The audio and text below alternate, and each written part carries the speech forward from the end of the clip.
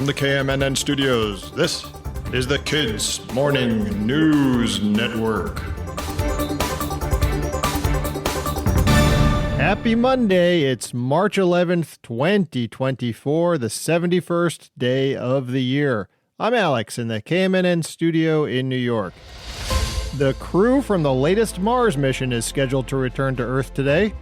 Actually, they're already here in Houston. 4 men and women have been living in a simulated space capsule since January. They're practicing what a real trip to Mars would be like. It's called HERA, H-E-R-A, which stands for Human Exploration Research Analog. Analog is something that's like something else. In this case, it's like a real space trip. HERA is at the Johnson Space Center in Houston. The habitat is just a little bigger than a tiny house. It's about as big as a 1-bedroom apartment. The volunteers who are in the crew include an electrical engineer, a physician's assistant, a neuroscientist, and a robotics technician. Something's kind of similar about those. I think they're all scientists. They've been keeping busy helping NASA study how a crew will handle being in a small space for weeks at a time, which is what a crew will need to do to get to Mars someday. Some of the things they've been doing are growing lettuce, exercising, and building equipment using augmented reality. Pretty cool, huh? HERA has been flying, so to speak, for 10 years now. Crews started out spending 7 days at a time, and now they stay for 45. It has 3 modules that are designed like a real Mars outpost.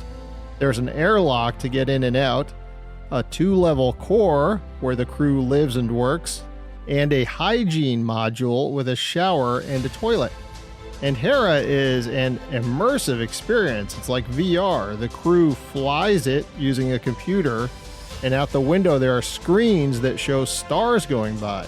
There's a mission control, just like on a real space flight, and as the mission goes on, it takes longer for the crew to transmit their messages to mission control, and for mission control's messages to get back to the crew. That's because if they were going to Mars, it would take radio waves 20 minutes to get to them. They also have to deal with emergencies that might come up on a Mars mission. Oh, and they eat freeze-dried astronaut food the whole time. If that sounds like fun, good news, NASA is looking for more HERA crews. The problem is, you have to be at least 28 years old. But, they'll be looking for crews for a real Mars mission before too long. So we're talking about Mars today. The planet Mars is actually named after the Roman god Mars, the god of war in ancient Rome. The ancient Romans saw that the planet Mars was red. Red is the color of blood, the god of war, blood, you get the idea. Mars, the god, was worshipped by the Romans way back when they ruled not just Rome, but most of Europe too, like 2,000 years ago. Mars is also where we get the word March. Back in ancient Roman times, this was his month, and there were festivals to him all month long. And on top of that, March was the first month of the year in the Roman calendar, so this was kind of like the January of ancient Rome. Happy New Year!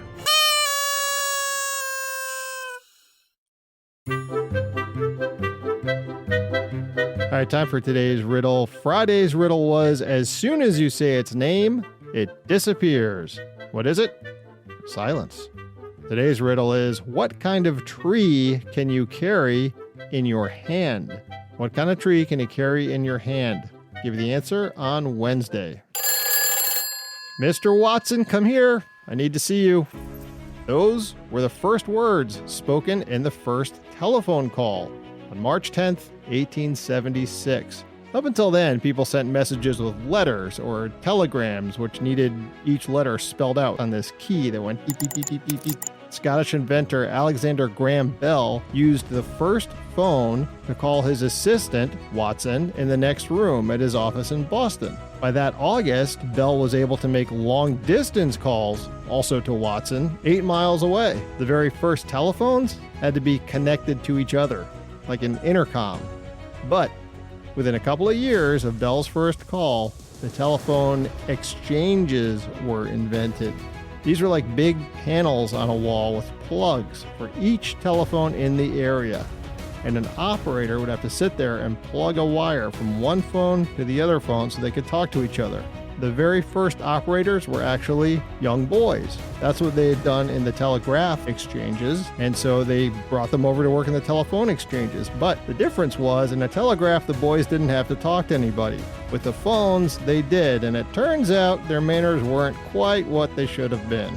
So after that, they hired women as operators, and they stuck the exchanges in their houses so they could connect calls 24 hours a day, 7 days a week, 365 days a year. You thought school was bad. Not too much to talk about in the weather this morning. It's windy here in the Northeast. Kind of expecting a blackout here at the KMNN studio. Some rain and snow in the Northwest and in northern New England. All that wind makes me want to end with a poem called To the Thawing Wind by Robert Frost. Come with rain, O loud southwester. Bring the singer, bring the nester. Give the buried flower a dream. Make the settled snowbank steam. Find the brown beneath the white. But whatever you do tonight, bathe my window, make it flow. Melt it as the ice will go. Melt the glass and leave the sticks, like a hermit's crucifix. Burst into my narrow stall, swing the picture on the wall. Run the rattling pages o'er, scatter poems on the floor. Turn the poet out of door. Thank you very much for listening this Monday. If you like this episode, please like it or click the 5 stars and leave a review on your podcast app. And subscribe, share, and spread the word about the Kids Morning News Network. KMNN crew is growing. I'm glad to have you here as part of it. Grown-ups, if you think this show is worth listening to, please consider becoming a supporter. You can even get a shout-out or a KMNN sticker. There's a link in the episode description. I'll be back Wednesday. I hope you are too. From the KMNN newsroom, this is Alex signing off.